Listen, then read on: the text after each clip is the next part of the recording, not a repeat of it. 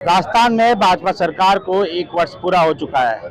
जहाँ एक तरफ भाजपा अपने 1 वर्ष पूरा होने का जश्न मना रही है, वही कांग्रेस इसका विरोध कर रही है। सरकार की नीतियों का और 1 वर्ष में जो कार्य किए गए, कुछ कांग्रेस कार्यकर्ताओं से बात करते हैं किस तरह का विरोध है।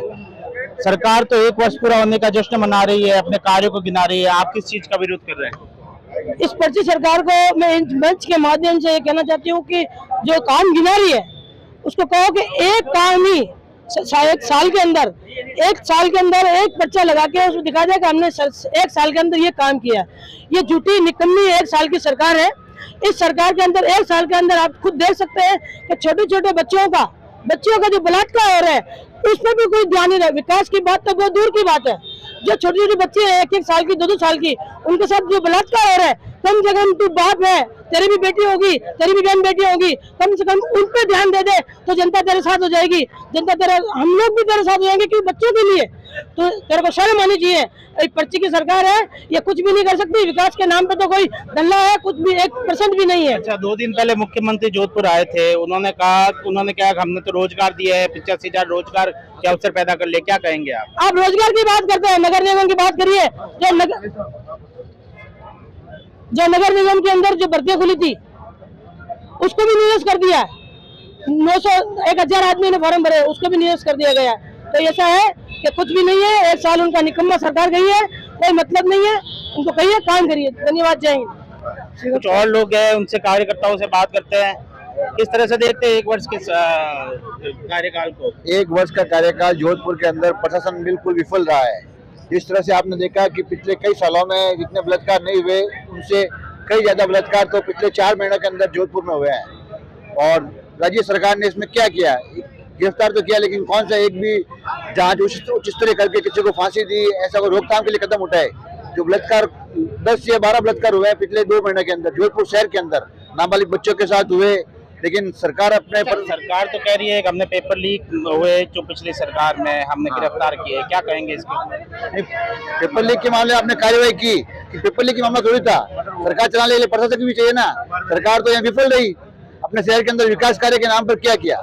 आज नगर निगम के पास इतने परेशान है कि एक ढक्कन तो नहीं लगा सकते क्योंकि राज्य सरकार का आदेश है, नहीं करने दे रहे हैं। वो राज्य सरकार पट्टा रोक रही है हमारा। 1 साल में कितने पट्टे दिए आप पूछिए, हमने पूछना, आप पूछिए सरकार से। 1 साल के अंदर नगर निगम के अंदर आपने कितने पट्टे जारी किए? हमारा सवाल आपसे है। अच्छा, सरकार तो कह रही है हमने जिले बनाए, अच्छी प्रशासनिक व्यवस्था की है। क्या कहेंगे? एक भी सबूत दिला दो, मैं मान लूंगा आपको। या तो मैं कांग्रेस कर दूंगा या उनके गले नैतिकता के आधार पर इस्तीफा दे दूं। आप कहना चाहते हो कोई काम नहीं हुआ? कैसे काम हुआ? कौन सा काम हुआ? सारी योजना जो है अशोक गहलोत की है। सारी योजना जितनी भी है ना, ये सब अशोक गहलोत की है।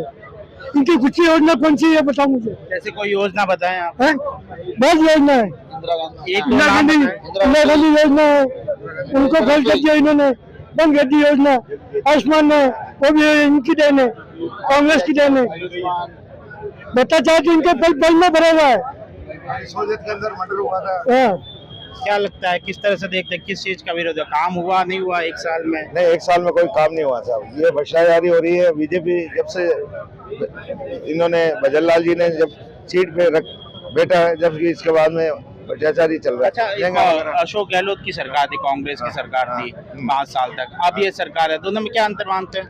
बहुत फर्क है, बहुत रात दिन का फर्क है। क्या फर्क मानते हैं? हम तो जैसे कांदा खा रहे हैं, वहाँ 60 रुपए किलो कांदा खा रहे हैं, 100 रुपए किलो, और 100 ग्राम आटा का डबल भाव चल रहा है, 35 रुपए किलो। परसों में दाल खा रहे हैं, दाल रोटी। कांदा खाना है, कांदा रोटी खाने जैसा कर दिया है नरेंद्र मोदी जी ने।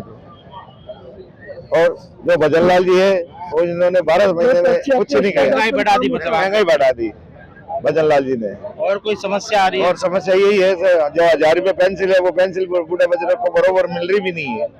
बरोबर भजनलाल जी ने क्या किया? 12 महीने में सीट पे रखा था, शपथ ली, इसके बाद में इन्होंने कुछ नहीं किया।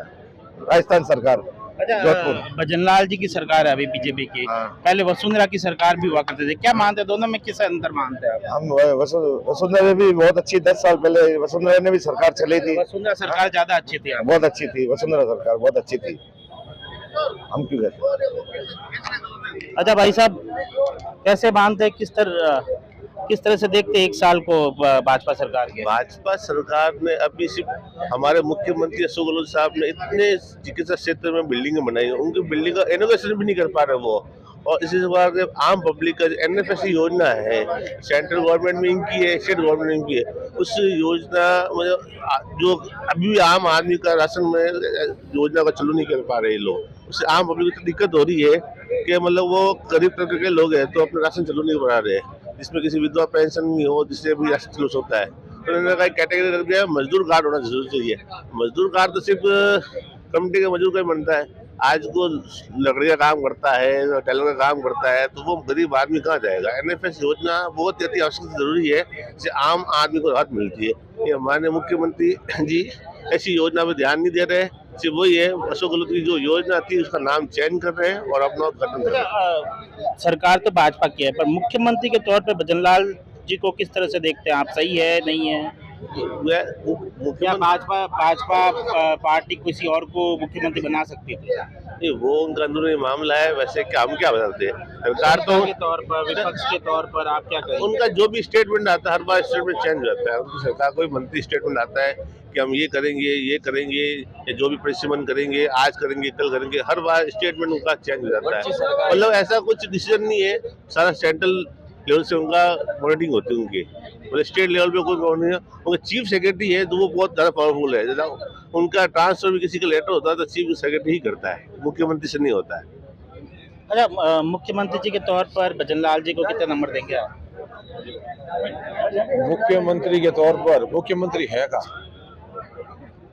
ब्यूरोक्रेसी हावी है, ब्यूरोक्रेसी हावी है, आप मुख्यमंत्री है का?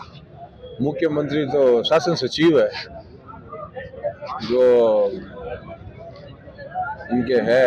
मतलब भजनलाल जी खुद से डिसीजन नहीं लेते, ऊपर से जो डिसीजन आता है उसको फॉलो करते हैं, या अधिकारी जो कहते हैं वो होता ना। डिसीजन होता तो 1 साल हो गया ना। जो अशोक जी ने योजनाओं की शुरुआत की, जो विकास की गंगा भाई, तो वो ठप क्यों है? डिसीजन लेने का पावर होता तो फिर ये योजनाएं ठप क्यों है, योजनाएं बंद क्यों हुई और डेवलपमेंट क्या हुआ? ये नहीं तो शिक्षा पे बात करेंगे, नहीं रोजगार पे बात करेंगे। इनको ये किया है हिंदू मुस्लिम करो और राज करो, इनको शासन चलाना आता ही नहीं है। पर्ची सरकार है, ये पर्ची रहेगी, दिल्ली से होता है और जो भी डिसीजन आता है दिल्ली का आता है। ये आज तक का इतिहास है, राजस्थान से राजस्थान चलता था, अब इस बार दिल्ली से राजस्थान चल रहा है। सरकार भाई कांग्रेस के कार्यकर्ता यहाँ पर सरकार ने शुरू की थी, बनने के बाद में या तो वे परिवर्तित कर दी गई या इसे बंद कर दिया गया। इसी को लेकर विरोध जताया जा रहा है। सुखदेव टीवी 9।